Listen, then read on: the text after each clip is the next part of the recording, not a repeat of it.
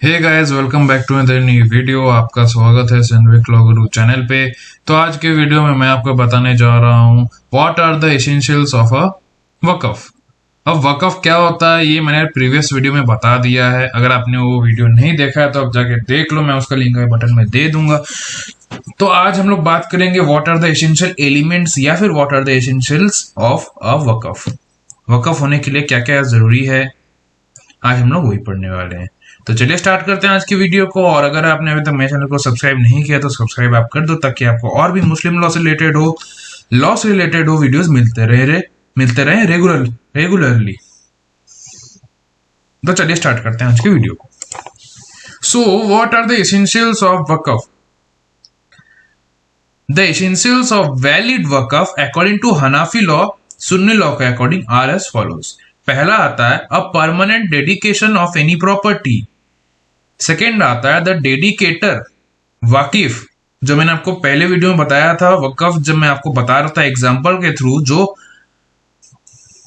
वाकिफ कौन होता है? द डेडिकेटर वाकिफ should be a person professing the मुसलमान faith and of sound mind and not a minor और अ लुनेटिक। थर्ड आता है the dedication should be for a purpose recognized by the मुसलमान लॉ एज रिलीजियस, पायस और charitable. अब मैं आपको ये सारे एसेंशियल्स एक एक करके इंडिविजुअली मैं आपको बताऊंगा। तो सबसे पहला आता है a permanent dedication of any property. तो पहला essential of a valid waqf क्या है? Is that it should be that waqf should be a permanent dedication of property. This phrase imply करता है तीन चीज। पहला, there must be dedication. Second, the dedication must be permanent. Third, the dedication must be of any property. अब हम लोग इस तीनों को इंडिविजुअली पढ़ेंगे। तो पहला क्या आता है? There must be a dedication. तो अबू यूसुफ के अकॉर्डिंग अ डेडिकेशन ऑफ वकफ is complete by mere declaration, neither delivery of position nor appointment of मुतवल्ली इज नेसेसरी। इसका मतलब आपका ये आता है अबू यूसुफ के अकॉर्डिंग डेडिकेशन मतलब आपका इस केस में आपका ये मतलब है कि जो आदमी मतलब वाकिफ जो है, जो सर्टेन प्लॉट ऑफ लैंड या फिर कोई प्रॉपर्टी, या फिर मान लीजिए प्रीवियस एग्जांपल जो मैंने लास्ट वीडियो में बताया था मैंगो ट्री, वो ऑलमाइटी गॉड के नाम पे कर रहा है, डेडिकेट कर रहा है, टाई अप कर रहा है। ठीक है। So here the according to Abu Yusuf a dedication of वकफ, ये डेडिकेशन जो है, जो डेडिकेट कर रहा है वो mango tree in the name of God, वो कंप्लीट होगा बाय मियर डिक्लेरेशन से। वो डिक्लेयर कर दे कि ऐसा हो रहा है, only then it will be complete. तो इस प्रोसेस के लिए डिलीवरी ऑफ पोजीशन का जरूरत नहीं है, और ना ही मुतवली का अपॉइंट होना उस टाइम जरूरी है। अकॉर्डिंग टू इमाम मोहम्मद के अकॉर्डिंग अ वकफ, कोई भी वकफ जो है कंप्लीट नहीं होगा। कब तक कंप्लीट नहीं होगा? Unless there is declaration coupled with, जब तक कि डिक्लेरेशन कपल होगा, मतलब हुआ कि कोई भी वकफ होने के लिए आपको तीन चीज चाहिए होता है। पहला, आपका डिक्लेरेशन, मियर डिक्लेरेशन होना चाहिए। फिर आपका होना चाहिए डिलीवरी ऑफ पोजीशन, आपने डिलीवर कर दिया property in the name of God.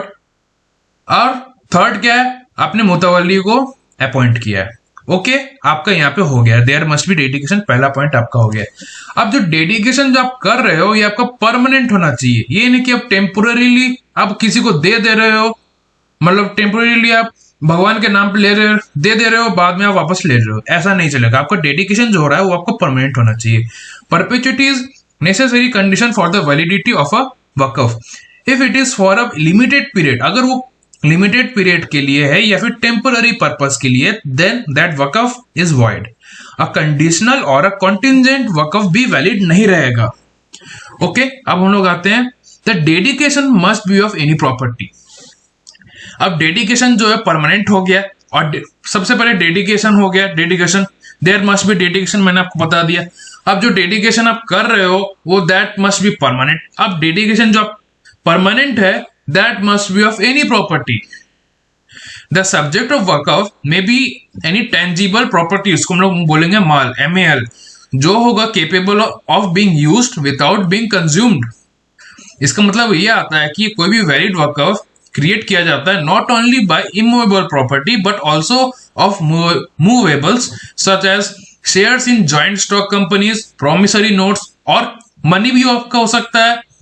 इसका मतलब आपका सिंपल है, आपका जो वकफ प्रॉपर्टी है वो आपका प्रोमिसरी नोट्स भी हो सकता है, जॉइंट स्टॉक कंपनीज भी हो सकता है, मनी भी हो सकता है आपका। और सिंपल वर्ड्स में अगर बोला जाए तो subject matter of the valid वकफ है वो इमूवेबल प्रॉपर्टी भी हो सकता है और मूवेबल प्रॉपर्टी भी हो सकता है, दोनों हो सकता है।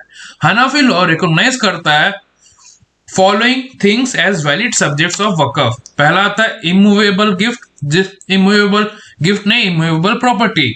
फिर आता है accessories to immovable property, Quran और other books, such other things as it is customary to make the subject of वकफ। ओके, आपका पहला पॉइंट खत्म हो गया। पहला पॉइंट क्या था? There must be dedication, a permanent dedication of any property. ये आपका पार्ट खत्म हो गया। अब लोग जाते हैं subject of Waqf must belong to waqif. अब वाकिफ कौन होता है? जो प्रॉपर्टी को देता है या फिर डेडिकेट करता है in the name of God, okay, for the benefit of other people. तो जो प्रॉपर्टी देता है in the name of God उसको हम लोग कहते हैं वाकिफ। The property to be dedicated must be in the ownership of the dedicator, that is called वाकिफ। तो subject of Waqf must belong to वाकिफ। इसका मतलब ये है कि आपका ये जो वाकिफ जो है उसी का प्रॉपर्टी होना चाहिए। ये नहीं कि कोई थर्ड पार्टी का प्रॉपर्टी है या फिर किसी और को बिलोंग करता है प्रॉपर्टी। एक्स को बिलोंग करता है सर्टेन प्रॉपर्टी, मान लीजिए एक्स को बिलोंग करता है प्रॉपर्टी ए, बट बी ने या फिर वाई ने वो उस एक्स का प्रॉपर्टी को वकफ प्रॉपर्टी बना के डाल दिया, that will be void. One cannot dedicate another's property to waqf. In other words waqif must be the, वाकिफ कौन होता है? वाकिफ वही होता है जो डेडिकेटर होता है, जो डेडिकेट करता है अपना property to the in the name of God. So here waqif must be the owner of the property dedicated. A valid wakaf may be made of the property though it is subject to a mortgage or a lease. अब हम लोग आते हैं next, अ person professing मुसलमान faith.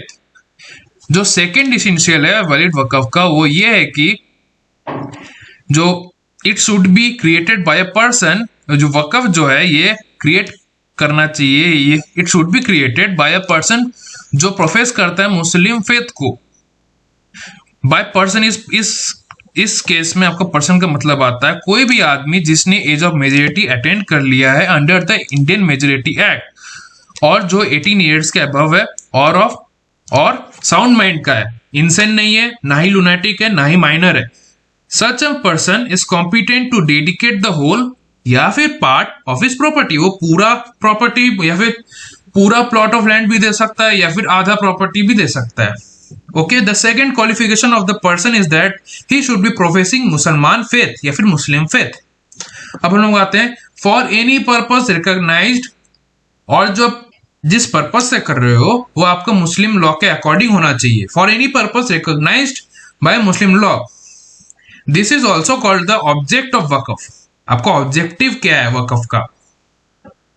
So the third essential of a valid वकफ is that the dedication जो है, आप डेडिकेट जो कर रहा है वाकिफ, प्रॉपर्टी कर रहा है, it should be for a purpose recognised as religious. हो सकता है रिलीजियस पर्पस हो सकता है, पायस पर्पस हो सकता है, या फिर चैरिटेबल पर्पस हो सकता है अंडर मुसलमान लॉ।